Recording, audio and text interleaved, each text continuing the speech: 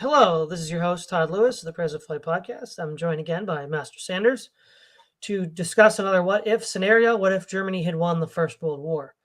So, obviously, most people are familiar with the sort of pop culture icon now of Kaiserreich, which got started in Hearts of Iron 2 and has made its rounds through Hearts of Iron 3 and now Hearts of Iron 4. And now Kaiserreich is just kind of an independent meme in itself. But what's interesting about the idea of Kaiserreich is that it shows you, much in the same way that Harry Turtledow's 191 timeline shows you that alternative histories for the Civil War and World War I, and of course World War II, are still hugely popular and important. And I think the first thing I want to add here is why do alternative history at all, right? Because some historians will say, well, since these events didn't happen, why even bother doing it? Well, I think there's at least two reasons, right? One reason is there's a certain tendency within historiography to think that events were ordained. They were fated to happen. So, the Union was fated to win the Civil War. The Allies were fated to win the two world wars, which is not true. That leads to a sense of false complacency. And usually an empire or a nation loses a war or some sort of national disaster follows with that line of thinking. So it's a necessary corrective to argue that these things were not inevitable, like some sort of Manichaean light versus dark. And then second of all, what's important is we understand it teaches you to think long term. So if you pick a pivot point, so for example, Winston Churchill once submitted an essay in the 30s about it was an alternative history. What if Lee didn't win Gettysburg? So he's assuming that Lee won, and then he's saying, well, what if Lee didn't win? And in that process, he then elucidates this alternative timeline where the Confederacy successfully broke away from the Union. But what it does is it helps us to understand how events are related to other events throughout history. And so the further down you go from the stream, you begin to see, oh, wow, something that happened like 2,000 years ago is so influential today in a way that it might not be elsewhere. So that's another reason why we might want to consider alternative history. And then specifically why this particular topic, why Germany in the First World War. And I think you have something to say about that, Master Sanders. Right. And so we can get more about the details on that later. But basically what we're seeing is with the resurgent Russia, albeit clumsily making its way through Ukraine, again, depending on who you believe, it's drawn a lot of attention again to Germany's role in Europe as being a leader, not just politically, but now militarily. And that's going to be rather ironic considering all the efforts of the past 20th century have been to keep Germany down. But we'll get to that later. Now, with World War I, of course, World War I is subject to a number of historiographical controversies. And as Todd alluded to, a lot of what World War I historiography, both by the actors, albeit for the most part after the fact, as well as subsequent historians in the wake of the two world wars, have sort of assumed that World War I was in many ways inevitable. That is, the growing power of nations like Britain and Germany and Russia and France were inevitably going to collide with each other as they had expended so much energy on their colonial empires. It was going to be a matter of time before they turned their guns on each other. Albeit there was some disagreement as to who will be pointing whose guns at who, so to speak. But still, this idea that World War I was just something that was going to happen in any case. And given the sort of Rube Goldberg machine of politics that seemed to lead up to a regional crisis blowing up into a world war, seems to justify that assertion. That it was if it wasn't going to be something in the Balkans, it was going to be someplace else or something else. Now, there, of course, the Allies after World War I, more or less tried to place the blame of the war on Germany, which I think, of course, as we know from later context, is probably at best oversimplistic. But that sort of fell out of favor historiographically. People took a more nuanced position as to just the multitude of factors that led to World War I. Now, in the 1960s, in the wake of World War II, you have German historian Fritz Fischer, who comes up with what we know popularly as the Fischer thesis in his book Griff nach der Wehrmacht. And basically his thesis is that Germany, with its goals of projecting her power over the East in places like Ukraine, the Baltics, Belarus, and Russia in general, uh, Germany was always looking for a way to get into a war. As in Germany's aims were always to project her power into the east, and it was only going to be a matter of time, whatever conflagration that might be, that Germany was going to exploit something to achieve that goal. And what he does is he points to a council that was done in December of 1912 with Wilhelm and the other leaders of the German military establishment, talking about preparing for war and the preparations for war that could break out as early as summer of 1914, which was oddly prophetic. Now, uh, while he was controversial, Fisher's thesis was taken very seriously at the time and seemed to have some level of sway in academia.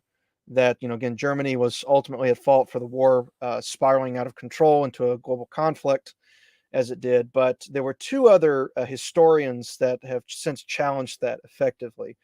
And the first one obviously is Neil Ferguson and his work, The Pity of War, which Ferguson actually argues, sort of like what we're talking about here, that Britain's involvement in the war was not inevitable, and you could argue that Britain's intrusion into the conflict over Belgium was what caused this continental conflagration to turn into a world war.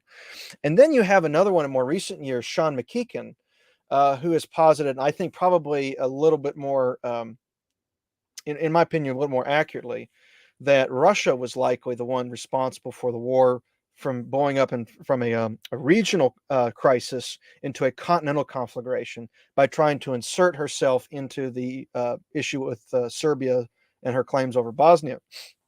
So, what Fisher posits is that Britain was the one that was trying to find her way into the war, or into a war with Germany. In fact, he even points to a war council made by the British government prior to the German war council, as to say that Britain had always had plans to enter a possible war with Germany. In fact, Britain had planned to violate Belgian neutrality before the Germans could, by seizing Belgian and Dutch ports before the Germans could. So, but he posits that because of Britain entering the conflict, it turned into a global war and became a needlessly long slog that it didn't have to be.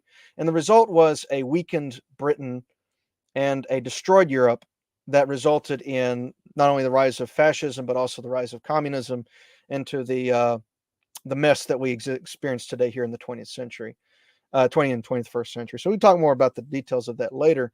But while Ferguson's thesis, I think, might be a little bit oversimplistic at points, I think that he actually points to a problem that a lot of people tend to miss when it talks about the historiography of the First World War, and that is that, as you mentioned, Todd, things are not as inevitable as they may seem to be in retrospect. There were several points in which Britain could have just as easily been neutral during the conflict, and that Belgium was used by certain elements of the Asquith government,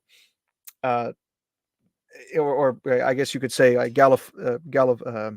pro-French, sorry, pro-French elements of the Asquith government to just put down Germany before Germany could get too powerful. So yeah, I get, but the point being is that more recent historians have pointed out to the fact that the world wars were not inevitable, that there were in many ways elements in governments on all these countries, but especially in places like Russia and Britain, that had a vested interest in putting down Germany as soon as possible, given Germany's meteoric rise militarily and economically. And so, I mean, we can explore some of the consequences of that as to whether or not that was worth, the blood and treasure that was spent in two world wars to attain that goal. Right. So again, not to make this a discussion about the origins of World War I, but as to make a couple points here, the Italian historian Luigi Albertini, who died in 1941, his 3-volume "The Origins of the Origins of War of 1914," points out pretty conclusively with the smoking gun, though he didn't acknowledge it at the time, that the murder of the Archduke, which precipitated the war, was guaranteed by Russian military intelligence, saying to the Serbian military intelligence that go ahead and do it. So basically, the TLDR, as Artemonov, acting in the name of Russian military intelligence, went to the head of the Black Hand, who was in control of Serbian military intelligence, and told him to assassinate the Archduke when he was in Belgrade. The Serbians said that would cause a world war, and he said, "Don't worry, we got your back." That's it. Simple as. That's the smoking gun. So this is basically Russia's fault. But then why did Russia do it? Russia had a treaty with France. This will get way beyond the scope of this conversation. But The issue here is, what would the fate of Europe have been had Germany won the First World War, as opposed to the sort of like night. See, this is what's interesting, right? A lot of these people conjure up nightmare scenarios of what if the Confederacy won, what if Kaiser won, what if Hitler won, and they assume that they'll say to the counterfactualist, well, you can't do that because you don't know what would have happened otherwise. Well, neither do they, and yet they're more than willing to do that by conjuring up these nightmares. But let's look at the Kaiser. Because of the three, stereotypical villains, right? The Confederacy, Germany in World War One, Germany in World War Two. Pretty clearly, you can't really play the race angle on the Kaiser the way that you can do with the first or the last one, which makes it feel more like he's just lumped in there retroactively, which is, kind of interesting. But if you look at Europe now, right? Who runs Europe? Germany. 100 years after, I remember with the anniversary of the First World War, 8 years ago, I'm like, Germany runs Europe now in an economic union. That's what Germany was going to do anyhow. There was the idea of Mittel Europa, where you had, this economic union of Germany, Austria-Hungary, the Balkans, and Eastern Europe, which would the Germans. The problem that Europe had vis-a-vis Russia, vis-a-vis the United States, was that these were continent-sized powers, and that any one European country didn't have the resources to compete with them. And so one attempt to deal with this was the German concept of Middle Europa, whereby you could create this economic union for Europe that would allow Europe to compete globally, of course, led by Germany, as a means to at least counterbalance the Russian and American forces in the world. And so that's sort of the overarching theme of Middle Europa, and why it was a major policy of Germany in the First World War. So the first thing we need to discuss in this matter is, when do we postulate this hypothetical pivot point? Because it actually makes a big difference. If Germany wins the Battle of the Marne in 1914, France falls and the war's over. There's no Bolshevism, there's no communism. That's a very different alternative history than if Germany wins the Second Battle of the Marne in 1918 and takes Paris, and there's a Bolshevik Russia in Eastern Europe, and there's also a Europe exhausted by war, full of revanchism, fatalism, and anti-clerical sentiment, none of which would have existed in 1914. So there's certain political movements and certain philosophical and cultural movements that wouldn't exist in a German victory in 1914 that would exist in a German victory in 1918. So I think the first question is, what would be the logical point at which to make this pivot point?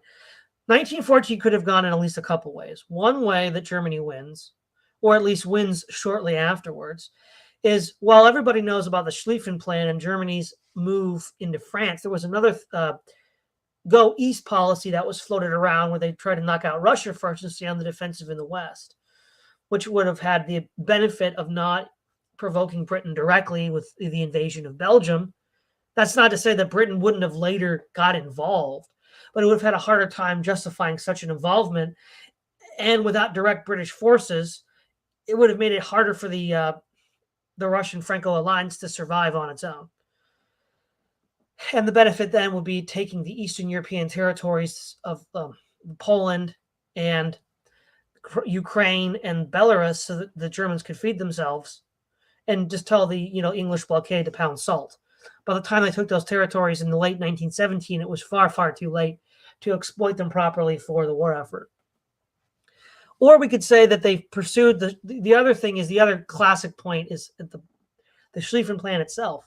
Right, initially it was supposed to have a wider hook that was narrowed when Moltke the Younger sent, I think, 2 divisions to stop the Russians at Tannenberg, which weren't even needed. They were still in transit when the victory was achieved, therefore shortening the hook of the German Hail Mary, which many people could say, well, that's a pivot point. So let's say, so of those two, which do you think is the more plausible 1914 victory?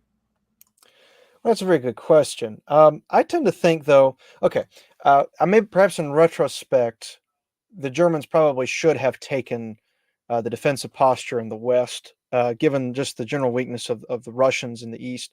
Although the Russians did initially have some success, especially in places like Galicia and elsewhere. But that could have been just as much the fact that Germany had placed more of its emphasis on the West. And playing a more defensive posture in the east.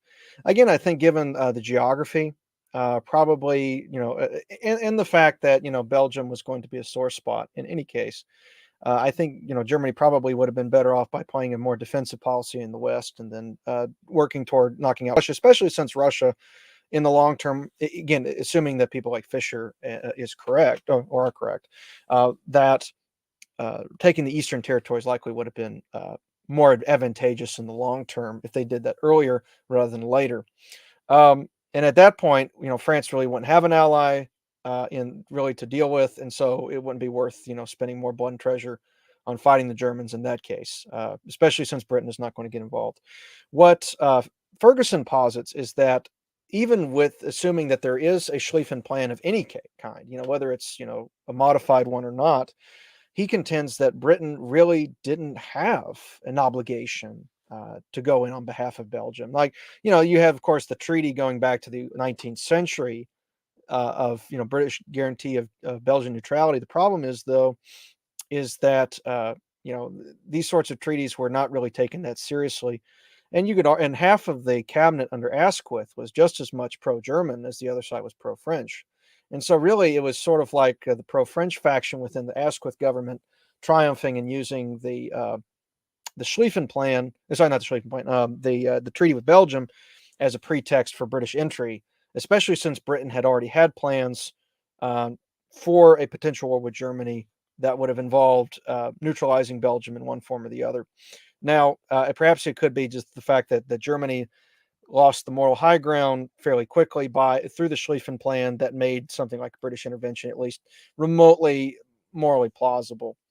But in any case, let's assume that Britain. But in any case, if Britain can be convinced either internally or externally to not involve herself in a continental conflagration, regardless of the invasion of Belgium or not, it's going to be a German victory, hands down. It just might be how soon. And so I think even with the Schlieffen plan, regardless if it's modified or not, assuming Britain actually does not enter the war, she's still going to win. I think Germany still would win in any case without British presence at the Marne shoring up the French. I mean, it just would have been a matter of time before the Germans were once again marching on Versailles.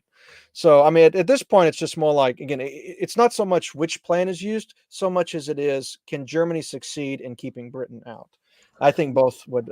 But if you could not keep Britain out without if you could not keep Britain out without invading Belgium, or with invading Belgium, I think the best thing would have been to do in retrospect probably would have just been to focus on Russia first, because especially since Russia arguably was in a far more weaker position in 1914 than France was. Yeah, now I would go one step further. I'd say Germany was guaranteed to win the war if there was no U.S. intervention. That's not to say that England didn't draw it out longer for the Allies, but I mean, the long and the short of it is if there wasn't even the passive co-belligerence of the United States, the Entente would have lost. By 1915, there was a shell shortage in Britain and a manpower shortage, and it wasn't until 1916 that both problems were solved due to government nationalization of the economy and conscription. France had similar problems, and there's no way they could have maintained the shortfall in production without U.S. Support. And neither could they have financed the war without U.S. support. And even with all of those advantages, they still would have lost the Kaiserreich if it hadn't been for the AEF. So that being said, in 1918 win would most likely be Germany destroying the BEF. So the Kaiserreich in Operation Michael was primarily devoted to destroying the BEF, and there were 4 major offensives. By the end of the third offensive, the Germans decided to shift their attacks to the French, who at this point were still relatively fresh, which was a mistake because they were exhausted. The French were not. The BEF was still exhausted. So I think the best chance would either be the destruction of the BEF with a 4th offensive by the Kaiserreich, or the Second Battle of the Marne, the German victory, which is less likely because of the American intervention. That being said, at this point, you still have the years in the trenches, you still have Bolshevism, you still have all these other things. So that does create a very different paradigm. So having sort of discussed the different hinge points and how that is going to influence this discussion, the first thing that we need to say is if Germany wins the First World War, regardless of how it does it, France is done. It's just going to be this rump power. There might be more revanchism, but it's difficult to envision them cobbling together another alliance to get revenge on Germany. I just don't think France would be able to do that. Not with other European powers. Russia would be severely hit. What corresponds today to in the 19th century what was called the Pale of Settlement. So in Tsarist Russia, in the Baltic states, Belarus, and Ukraine, all their Jewish population was moved there to get them out of Russia proper. That was all the territory Germany annexed at the end of the Treaty of Brest-Litovsk. And so whether they win early or late, they'll probably take as much, if not more, territory from the Russians.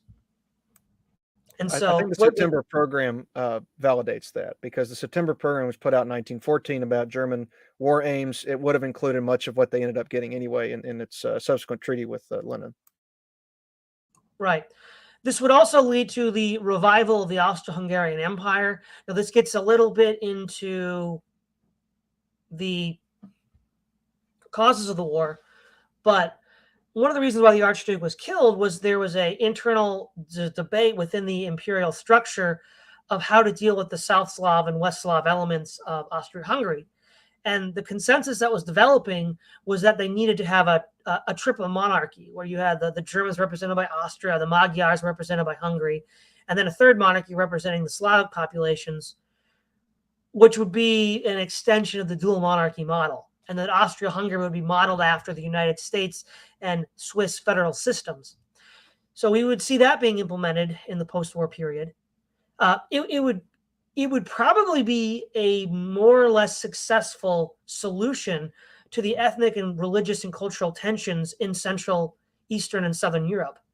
And because of that, would likely be adopted eventually by their neighbors, by Germany to the north and whatever's left of Russia, to the extent that there is a Russia, because that was the best chance for peace in Eastern and Southern Europe based on dealing with the ethnic issues, the cultural issues, the religious issues.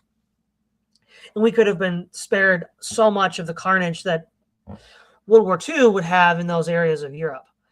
We could see that I think Europe itself would become an industrial powerhouse on par with Russia in the United States. Germany would likely include the Scandinavian nations, which remained neutral in World War I. Switzerland was pro-German generally in the war as well.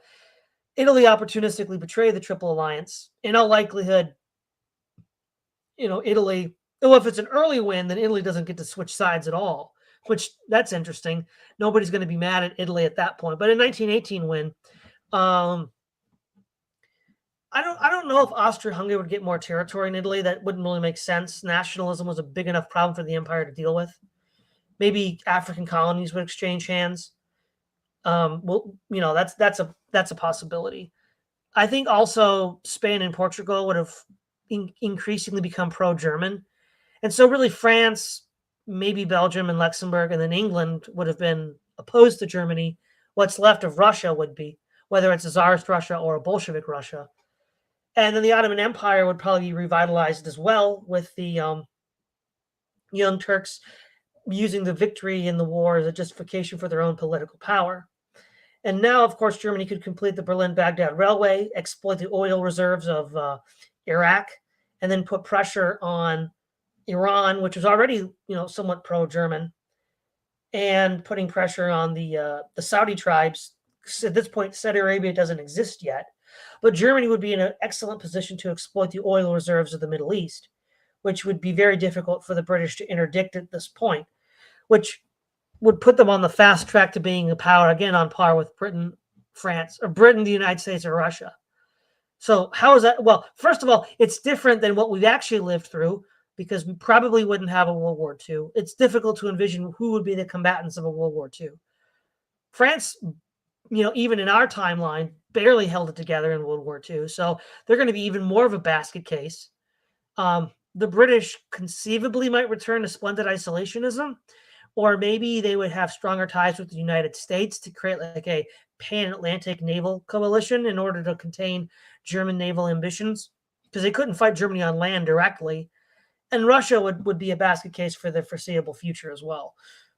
In fact, quite likely, Germany, in a victorious position, would have sought to facilitate the breakup of the Russian Empire. They would have probably supported.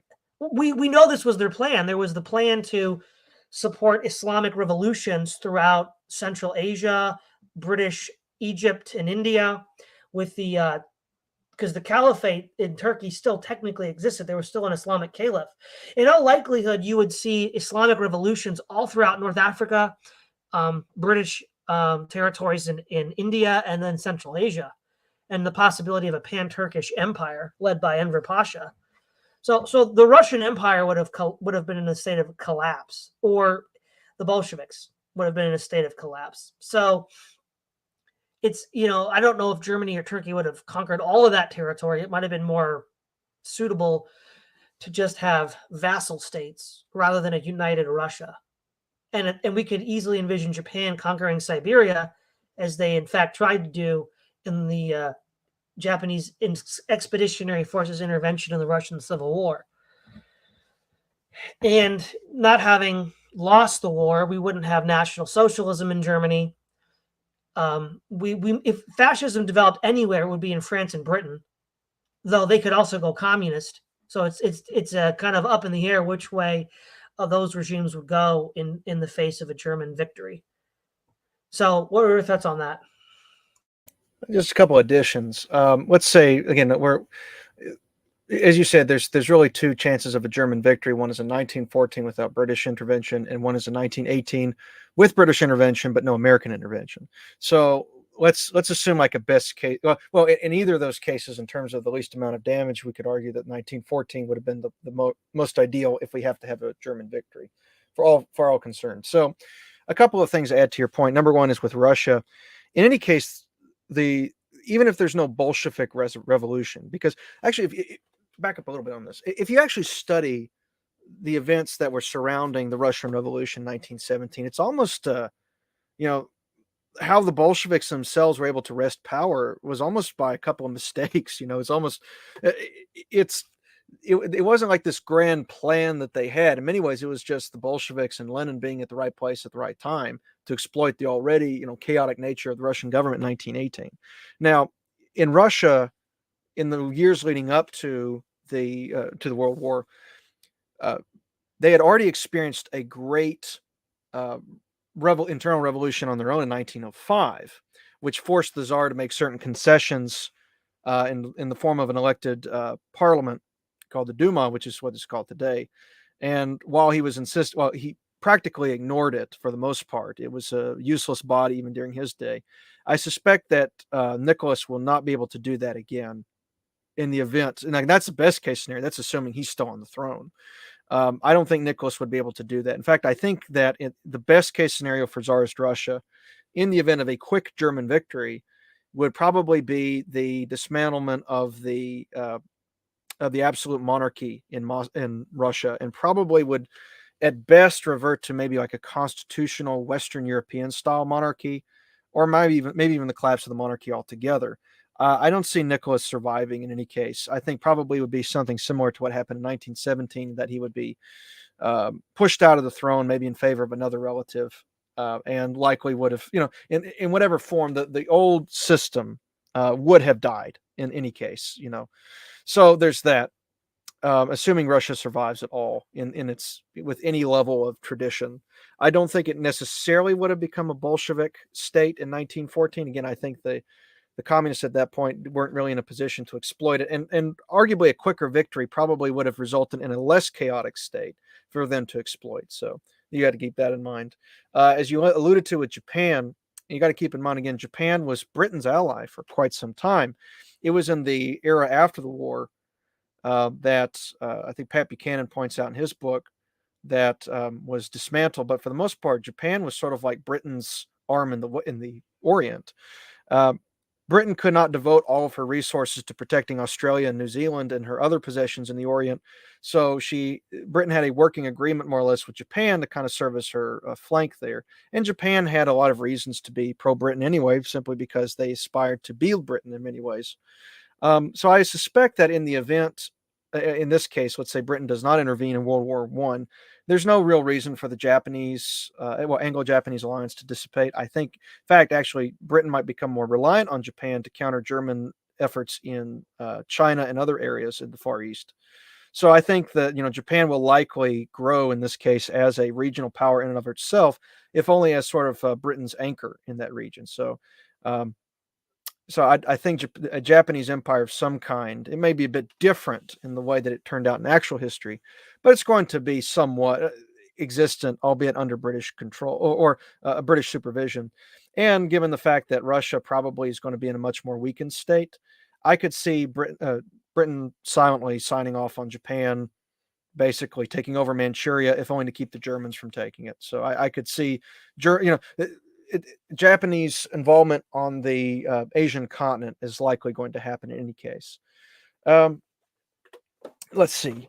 Also, with Britain, I think this is worth noting. I can pull up Ferguson on this. Now, Ferguson recognizes in his book, The Pity of War, that he's arguing a position that's going to be more or less, contrarian to the established thesis of that day, which is more or less influenced by Fisher, and that Britain had a sort of moral obligation to intervene. And even if it was completely amoral and it was just purely naked self-interest, Britain couldn't afford Germany to take over the continent anyway. And that was Britain's policy for many centuries, was to more or less support a balance of power on the continent to keep one power from actually being able to rule. He mentions this in his book. He says, in the final analysis, then, the historian is bound to ask if acceptance of a German victory on the continent would have been as damaging to British interests as Sir Grey and other Germanophobes claimed at the time, and as the majority of historians have subsequently accepted. The answer suggested here is that they would not have been. Erie Crow's question has always been, should the war come and England stand aside and Germany and Austria win, crush France and humiliate Russia, what will then be the position of a friendless England? The historian's answer is better than that of an exhausted England in 1919. Because while Britain emerged in the triumphant side, and technically the British Empire was at its greatest extent territorially after the Treaty of Versailles, both directly and vicariously through her dominions, the problem is that Britain was far more exhausted economically and was not really in a position to act on her own. In fact, that was part of the reason why she could not act at all, or at least she dragged her feet on acting against Germany as long as she did. Ferguson also mentions here in his essay in the book Virtual History on this very issue. He says, yet it is hard to not feel a certain unease about the notion of a preordained war between Britain and Germany, if only because 80 years on, the costs of the war seemed to loom so much larger than its benefits. The loss of British life far exceeded the death toll of the Second World War, especially if one considers the figures for the British Empire as a whole, 908,371 deaths. He goes on, moreover, the financial costs of the war, which increased the national debt from £650 million to £7,435 million, burdened the subsequent troubled decades with a crushing mortgage, gravely limiting politicians' room for maneuver in the Depression. Britain entered the war as the world's banker. At the end, it owed the United States some $5 billion. In recent years, some social historians have sought to emphasize the progressive side effects of the war on the home front. They leave out of the account unquantifiable psychological wounds which blighted the subsequent lives of millions of survivors and dependents. And so he also goes on to say, if all the sacrifices of the Great War were supposed to prevent German hegemony in Europe, the achievement was short-lived. Within just 20 years, a far more serious German threat to Britain, and indeed the world, had emerged. And because of the costs of the First World War, Britain was far worse placed to resist the threat. Quite apart from its own relative decline, its former allies in Europe were weaker too. France politically divided, Russia in the grip of Stalinism, Italy under fascism. It is therefore tempting to ask whether the 4 years of slaughter in the trenches were indeed as futile as they seemed to the poet Wilfred Owen and others. Certainly liberals like Lloyd George and Keynes, whose contributions to the British war effort had been second to none, came very quickly to believe that the defeat of Germany had been the waste of blood and treasure. If the policy of appeasement had any rationale, it might be said, then the war of 1914 to 1918 can have had little, and vice versa. So basically, the great loser of World War I, Ferguson argues, and many, in fact, some on the right have also argued as well, was actually Britain, because Britain, having intervened and wasted so much blood and treasure, even despite having won, was not really in a position to keep hold of her gains. And even if Britain were not to be involved in war with Germany in World War II, Britain was likely on the decline. Like it was inevitable that the British Empire was going to implode. So even somebody like Ferguson, who is an ardent British imperialist and a neoconservative, with very much pro-British leanings in his writings, can acknowledge that Britain was all the worse by actually getting involved in a war than having not. So now he might, one more thing about Ferguson. Now Ferguson might be a little too optimistic about, Britain not really being threatened by Germany in the long term. I think you're right, Todd, in the sense of I think a sort of Cold War likely would have developed between Britain and Germany, by virtue of them just being the two largest powers at the time. But in any case, again, Britain would have been far more in a better position to counter that if that's the goal, right? Britain probably would have been a far better position to counter that than she was in 1939 at the outset of World War II. So the British Empire, would have had stiff competition to be sure, but Great Britain, as a power in her own right, not dependent on the United States, would have continued for much longer had she not intervened in 1914. And I think that much is fairly obvious given the data that we know. Right. So let's sort of look at the modern sort of political groups that would have some stake in a German victory in World War One. So if we look at people on the right, say social conservatives, obviously, the Germany of Wilhelmine Germany was very socially conservative. And in our timeline, when the Weimar Republic was established, a lot of the Bacchanalia was a sort of revolt against the sort of norms and conventions of the Kaiser. Now, I don't want to pretend that that wouldn't have been eroded over time due to the development of communications technology. But I do think, though, we wouldn't have seen things happen so fast.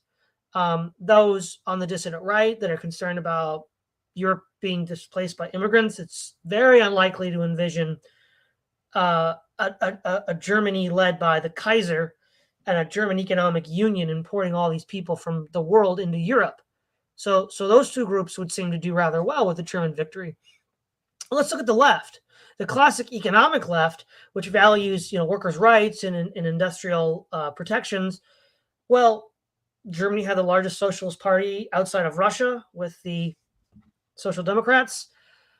Germany had some of the best labor protection mechanisms. So if you have deaths per 100,000 based on workers, Germany had the lowest of any industrialized nation in the world.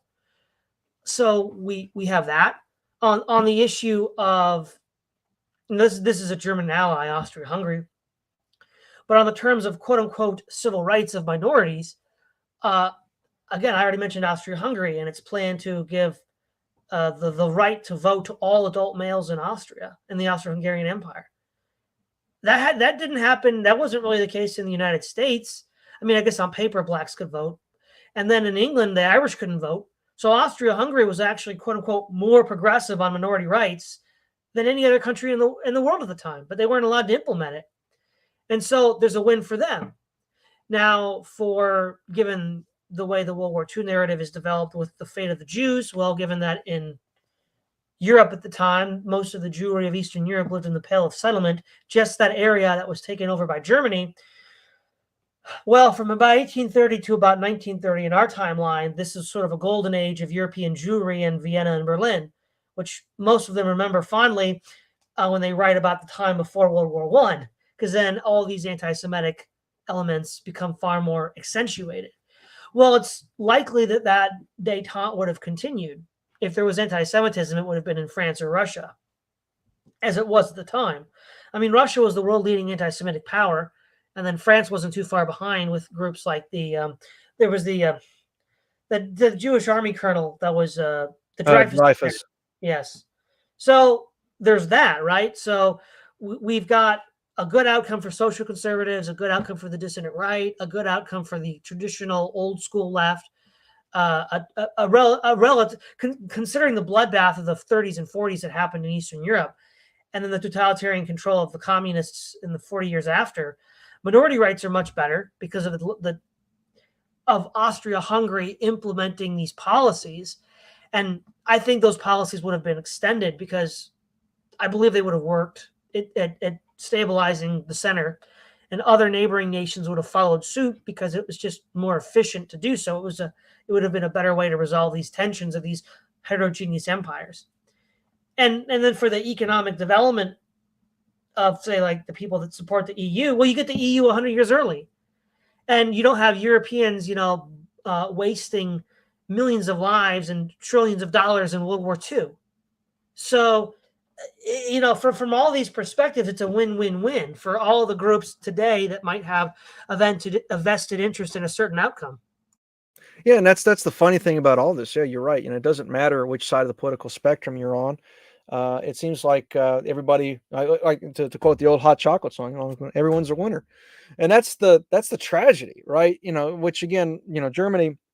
By the way, a note on German militarism, because that's even normicon historians like Andrew Roberts have tried to conflate this with fascism or some sort of proto-fascism. Regardless of the military tradition within Prussia, the idea that Germany was this militaristic power in 1914 with this, in terms of actual spending in accordance with its GDP is actually a myth. In fact, Ferguson argues that because Germany didn't spend as much as she could have on her military, that's actually what forced her to take action fairly quickly. Because being in a weaker position than she could have in a long-term war with Russia or France, Germany had a vested interest in striking out against Russia and France fairly quickly. And so, otherwise, if Germany had a far more powerful base in terms of its military size, Germany probably could have, would have been in a much more secure position vis-a-vis her neighbors. And the reason, well, now Germany was in a position to build up and to carry on a long war, as demonstrated by the fact that she held off a two-front war for about 4 years. Quite impressive in its own right. And so she had the resources, but that's probably highlighted in hindsight. But still, Germany in many ways was striking against Russia and France as a means of what we would call preemptive strike defensively. And there's good reason to assume that, just given the direction that that Russia and France were going in. But yeah, like again, there's is in terms of the Jews and their position in Europe, Jews probably enjoyed the most, I guess, recognition and tolerance in Germany. Now, especially during the imperial era. Now, uh, yes, it would be a mistake to say that they were basically, viewed as on par with, the Prussian Junker class. There still was quite a bit of contempt between both sides on that front. But at the same time, though, one of Bismarck's chief supporters was a prominent Jewish banker, and that was actually he was able to develop a sort of strong economic policy for Germany in large part because of that. Fritz Stern's Golden Iron talks quite a bit about that, and part of the resentment that many people like Hitler in Austria resented about concerning German Jews is that the German Jew in Berlin was considered more German than the Austrian in Vienna.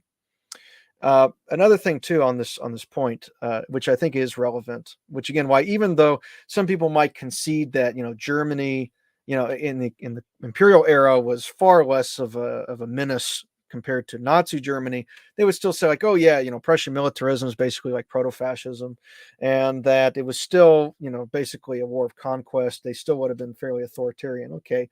And that goes back to the sort of erroneous Luther to Hitler thesis, or basically that Luther and his anti-Semitism and his general deference toward authority was what made somebody like Hitler inevitable. And Hitler is just merely the culmination of centuries of German authoritarianism and anti-Semitism, when in reality, the German tradition is that of decentralism, federalism, and dare I say, democracy.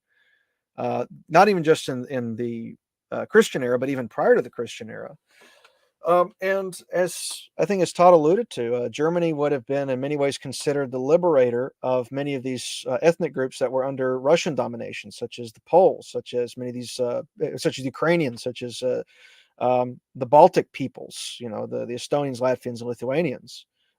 Germany would have become the great agent of national self-determination in this case. So, yeah, like Germany would have probably had its truest expression. Its truest expression was not Nazi Germany, because Nazi Germany was centralist. It destroyed. The Allies did not kill Prussia. Hitler killed Prussia before the Allies did in his centralization of German authority. But Germany at its peak during the imperial era was true Germany. I would argue was true Germany, and a true Germany with all these elements that we mentioned, with its conservatism, but it's also its enlightened economic policy, which, by the way, I believe the Fabian Society was actually scheduling a trip to visit Germany prior to the outbreak of World War I, interestingly enough. And all these other factors, like there's no real way that you can't say that, it would not have been a far better world by virtually every metric had Germany won in World War I. Whether it doesn't matter if you're German, Jewish, British, even if you're French, right? Yes, it would have been humiliating, but that would have been better compared to the carnage that was created and damage that was created by World War I and subsequently World War II. So yeah, I mean, there's no real way you can say that a German victory, preferably in 1914, would not have resulted in a far better world than the one we got, at least as far as we know. Well, what's really hilariously bad about the categorization that the Junker class are proto-fascists, who led the bomb plot against Hitler? Oh, right, the Junker class. Oops. They were the ones that actually launched the attempted assassination of Adolf Hitler. So it's a completely specious and ridiculous argument to start with. And you're right, Germany's tradition was federalism. So when you read the Federalist Papers of the United States, they have an extended discourse on the Holy Roman Empire, the First Reich. Right? That is Germany, right? Everybody forgets there was the First Reich, and that was the Holy Roman Empire, and that was based off of a kind of federalism. And so, and even before that, you had the tribal democracies of the Germans, and reported by Tacitus in his Germania. So yeah, this is. Well, the other thing that's important too is if you look at the historiography of Germany right up to 1914. So if you read like late 19th, early 20th century British or American historians about the history of Germany, they're very favorable. They view Germany as the mother of the Anglo-Saxon peoples. They view Germany as a natural ally against Gallicism and Slavism. All of what we're talking about as far as changes in historiography are the result of these just frankly autistic reactions to World War I and World War II. Again, the British and the American historiography up until 1914 was very pro-German. They understood. I mean, for example, in Cressy's history, 15 Decisive Battles of the World, he talks about the Battle of Teutoburg Forest against the Romans. And he says that as Anglo-Saxons, our true primordial hero is not, was it, I think, the British chieftain Caradicus who fought Caesar, but it was Arminius who fought, Valens. So it's like not Valens, Varus. So it's like there you go. This is how the British and the Americans used to view Germany back before this, and the reason why they have to make it Germany and not something else is because of what we read in The Road to Serfdom by Hayek. He said that if the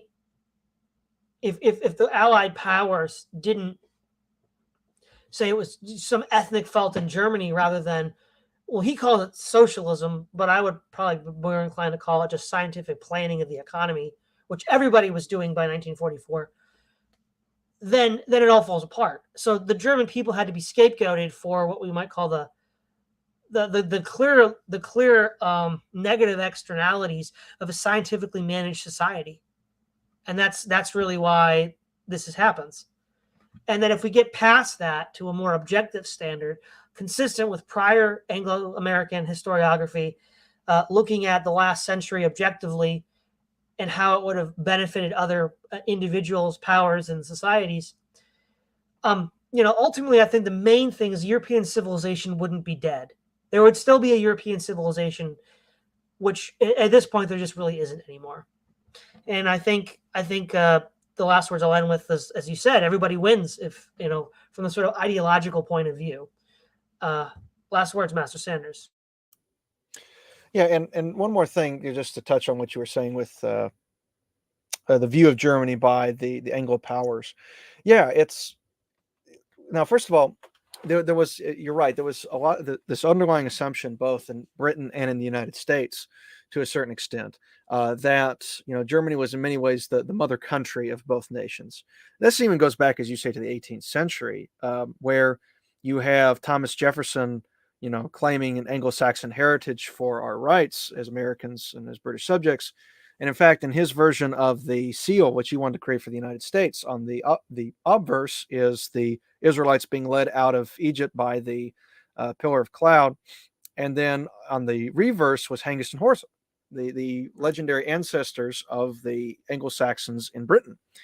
So yes, that's something that was viewed in many ways by English speakers at that time. In fact, Cecil Rhodes, most notably, included uh, in his schemes for basically British one world empire, wanted to include Germany in this. In fact, the Rhodes Scholarship for many years, and this was actually continued all the way to the middle of World War One, that Germans were allowed to apply for a Rhodes Scholarship.